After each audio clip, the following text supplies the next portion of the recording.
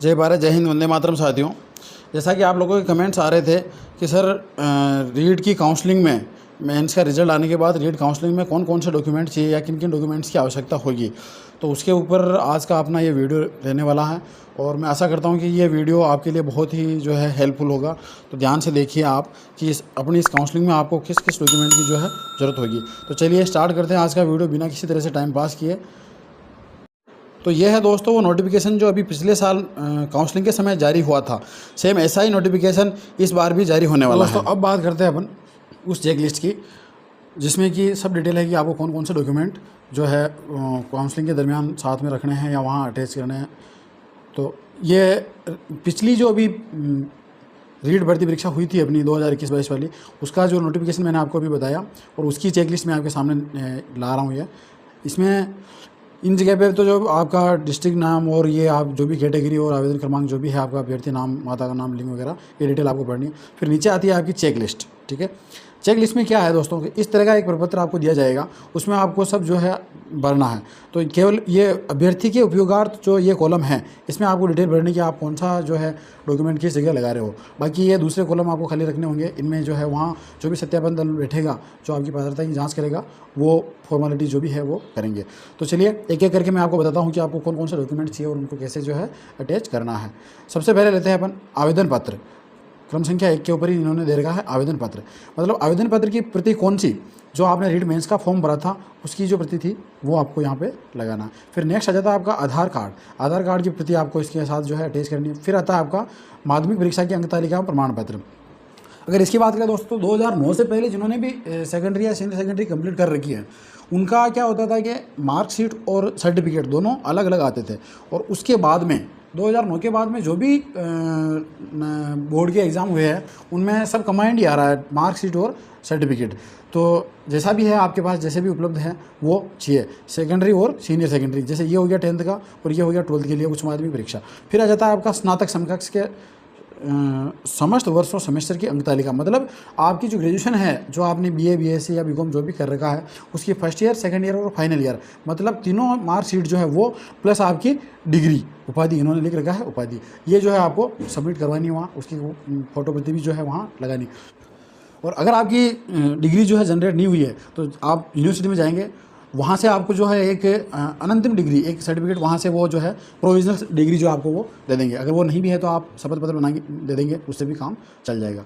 फिर नेक्स्ट बात आती है आपकी स्नातकोत्तर की। तो स्नातकोत्तर अगर आपके है, आप ऐड करवाना चाहते हैं तो अच्छा, अगर नहीं भी करवाना चाहते तो इसमें कोई दोहराई वाली बात नहीं है। फिर आता है अध्यापक लेवल प्रथम सामान्य शिक्षा के पद के लिए। अब ये सामान्य शिक्षा और विशेष शिक्षा दोनों के लिए है। क्योंकि प्रारंभिक शिक्षा में डिप्लोमा या 4 वर्षीय प्रारंभिक शिक्षा शास्त्र में स्नातक जो भी कर रखा आपने, चाहे बीएससी कर रखी है, चाहे बीएलएड कर रखी है, उसकी मार्कशीट और डिग्री जो भी है वो आपको सर्टिफिकेट डिप्लोमा लगाना पड़ेगा। फिर ये विशेष शिक्षा के लिए है, तो उसके अंदर आपने कहा जो भी शिक्षा शास्त्र है वो आपको लगानी है। फिर नेक्स्ट आ जाता है आपके राजस्थान अध्यापक पात्रता परीक्षा 2021 के प्रमाण पत्र की प्रमाणित प्रति। क्योंकि ये पिछली भर्ती थी इसलिए उसमें 2021 की थी, लेकिन अब 22 का आएगा। अगर आपने 2022 में रीट नहीं दिया है तो आपकी 2021 की अगर आपके पास सर्टिफिकेट है तो वो भी लाइफ टाइम के लिए वैलिड, वो भी लगा सकते हैं। और अगर लेटेस्ट आपने दिया है तो वो भी आप जो है इसमें लगा सकते हैं। फिर नेक्स्ट आ जाता है मूल निवास प्रमाण पत्र। अब इसके लिए कमेंट्स आ रहे थे कि सर मूल निवास प्रमाण पत्र कौन सा चाहिए, क्या और बनवाना है? नहीं, मूल निवास प्रमाण पत्र एक ही बार बनता है। लेकिन हाँ, अगर आपने पुराना बनवा रखा और डिजिटल नहीं बनवाया ई मित्र के थ्रू, तो आपको डिजिटल बनवाना पड़ेगा। और वो उसके लिए आप अभी आवेदन कर दीजिए, क्योंकि ये एक ही बार बनता है, बार बार बनवाने की जरूरत नहीं पड़ती है, लेकिन ये डिजिटल होना जरूरी है। फिर नेक्स्ट है अनुसूचित क्षेत्र में सद्भावी निवासी होने का सक्षम प्रमाण। ये जो है जो टीएसपी एरिया है अपना, उसके लिए है। अगर आप नॉन टीएसपी से बिलोंग करते हैं तो उसमें आपको इसकी जरूरत नहीं पड़ेगी। फिर नेक्स्ट आ जाता है ईडब्ल्यूएस वाला, इकोनॉमिक्स, आर्थिक रूप से कमजोर वर्ग। ठीक है, तो अगर आपने ईडब्ल्यूएस कैटेगरी में आवेदन किया है तो आपको ईडब्ल्यूएस सर्टिफिकेट लगवाना ही पड़ेगा। फिर नेक्स्ट है आपके जाति प्रमाण पत्र। अब इसके अंदर कमेंट्स आ रहे थे दोस्तों कि भाई जाति प्रमाण पत्र और बनवाना क्या है। तो दोस्तों मैं बता दूं आपको, एससी और एसटी इन दोनों कैटेगरी को एक ही बार बनवाना है। बाकी अदर्स ओबीसी को हर 6 महीने में बनवाना पड़ता है। और जैसा कि आप लोगों ने अभी बनवाया ही होगा इसमें अपना ये रीट मेंस का जो आवेदन किया था, उस समय भी इन लोगों ने मांगा था, तो उस समय ये आपने बनवाया होगा, वही चल जाएगा। और अगर नहीं है, उससे पहले का है, तो आपको एक शपथ पत्र देना होगा और अभी आप आवेदन करके और बनवा सकते हैं। फिर नेक्स्ट आ जाता है आपके कि आरक्षित वर्ग के सभी अभ्यर्थियों महिला तथा पुरुष से इस आशय की स्व घोषणा की वह स्वयं तथा उनके पूर्व राजस्थान राज्य के मूल निवासी, मतलब आपका राजस्थान बोनाफाइड होना जरूरी है। इसका एक स्व घोषणा पत्र देना होगा जो कि 50 रुपये के स्टाम्प पे बनेगा और उसका प्रोफार्मा आपके सामने आ जाएगा। उसी प्रोफार्मे को वहाँ पे बनवाना है। फिर नेक्स्ट आ जाता है कि विधवा की स्थिति में स्वयं की स्व घोषणा पति की मृत्यु के प्रमाण पत्र की प्रमाणित प्रति। अगर किसी ने विधवा कैटेगरी से कर रखा या फिर इसी तरह से मान लो किसी ने जो है डाइवर्स कैटेगरी से आवेदन किया तो उसकी जो भी फॉर्मेलिटीज़ है वो आपको देनी पड़ेगी। अगर डाइवर्स की कैटेगरी तो है, अगर आपने जो है आवेदन किया है तो आपको कोर्ट की डिग्री वहाँ पे लगानी पड़ेगी, ठीक है। और पुनर्विवाह का ये भी देना पड़ेगा आपको कि मेरा पुनर्विवाह मेरा अभी तक नहीं हुआ या मैंने नहीं किया। फिर ये आ गया आपका डाइवर्स वाला, तलाकशुदा। फिर आ जाता है संतान संबंधी स्व घोषणा, मतलब 1 जून 2002 के बाद में आपके 2 से अधिक संतान नहीं होनी चाहिए, उसका जो है आपको ये स्व घोषणा पत्र देना होगा। फिर आ जाता है विवाहित होने पर दहेज नहीं लेने का संबंधी स्व घोषणा पत्र। कुल मिला के ऐसे 7-8 घोषणा पत्र आपको बनवाने पड़ेंगे, जिसमें ये संतान संबंधी भी आ गया, विवाह संबंधी भी आ गया, दहेज संबंधी भी आ गया, ये सब आपको देना होगा। भूतपूर्व सैनिक होने पर सेवानिवृत्ति या सक्षम प्राधिकारी द्वारा जारी प्रमाण पत्र। अगर आप भूतपूर्व सैनिक हैं तो आपको ये वहाँ आपके सक्षम प्राधिकारी द्वारा जारी अनापत्ति प्रमाण पत्र देना होगा। इसके अलावा एक और आता है इसमें कि अगर आप भूतपूर्व सैनिक हैं और आपने अगर इसका बेनिफिट ले लिया है, जैसे आप राजकीय नियोजन प्राप्त नहीं होने का संबंधी भाई आपने अभी तक जो है उसका बेनिफिट नहीं लिया। फिर आता है आपका उत्कृष्ट खिलाड़ी का, इसके बारे में बहुत जो है क्वेरीज आ रही थी। देखिए दोस्तों, उत्कृष्ट खिलाड़ी कौन है? उत्कृष्ट खिलाड़ी वो है जो नेशनल, जिसके पास नेशनल का सर्टिफिकेट है वो ही इसका बेनिफिट ले सकता है। बाकी आपके पास अगर केवल स्टेट का सर्टिफिकेट है तो आप इसका बेनिफिट नहीं ले सकते। फिर आ जाता है आपके दिव्यांग कैटेगरी। दिव्यांग कैटेगरी में आपने जो भी कर रखा है तो वो नियम 2018 के अनुसार आपको मेडिकल बोर्ड द्वारा प्रदत्त निःशक्तता प्रमाण पत्र आपको देना होगा। फिर आ जाता है आपराधिक प्रकरण, आपके ऊपर कोई वाद तो दायर नहीं हुआ, अगर हो रखा है तो उस FIR की डिटेल जो भी है, और अगर आपको कोई सज़ा हुई है तो माननीय न्यायालय का आदेश जो भी है वो आपको यहाँ पे देना होगा। राजकीय सेवा उपक्रम में कार्यरत होने पर, मतलब अगर आप गवर्नमेंट सर्वेंट हैं ऑलरेडी तो आपको वहाँ का एक अनापत्ति प्रमाण पत्र भी देना होगा, और अगर आप नहीं हैं तो इसकी ज़रूरत नहीं पड़ेगी।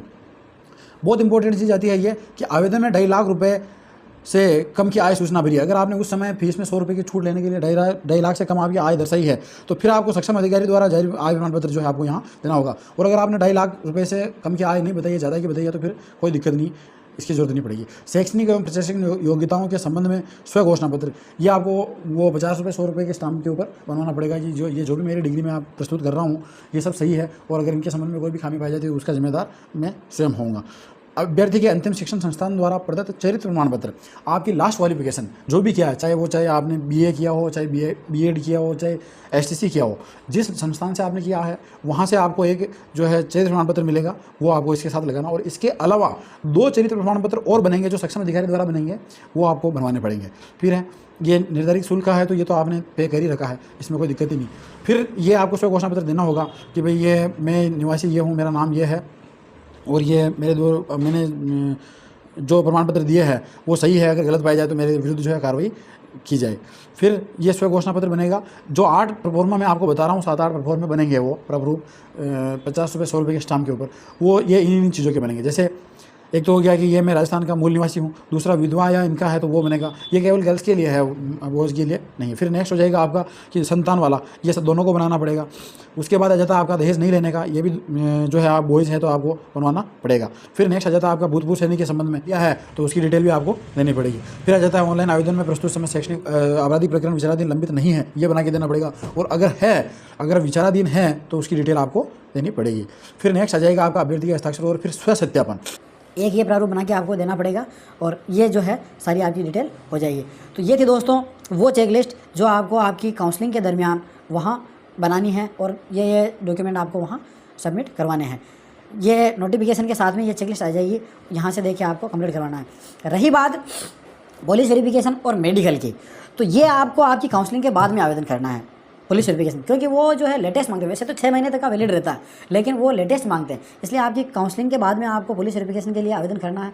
वो 1 हफ्ते से 2 हफ्ते के अंदर अंदर बन के कंप्लीट हो जाता है और हो जाएगा। रही बात मेडिकल की, तो जब आप ज्वाइनिंग करने जाओगे, जब आपके BO से जो आपका ज्वाइनिंग लेटर जारी होगा, उस दरमियान या उस दौरान उस समय आपके पास आपका medical health certificate, fitness certificate चाहिए। उसके लिए आपको हॉस्पिटल में जाके आवेदन करना होगा। 2 से 3 दिन में वो बन जाता है, उसमें कोई दिक्कत नहीं आती। तो ये उस समय आपको बनवाना होगा। तो ये थी दोस्तों वो समस्त जानकारी जो आपके डॉक्यूमेंट वेरिफिकेशन या काउंसलिंग से संबंधित हैं। अगर ये वीडियो अच्छा लगा हो तो लाइक, शेयर और सब्सक्राइब कर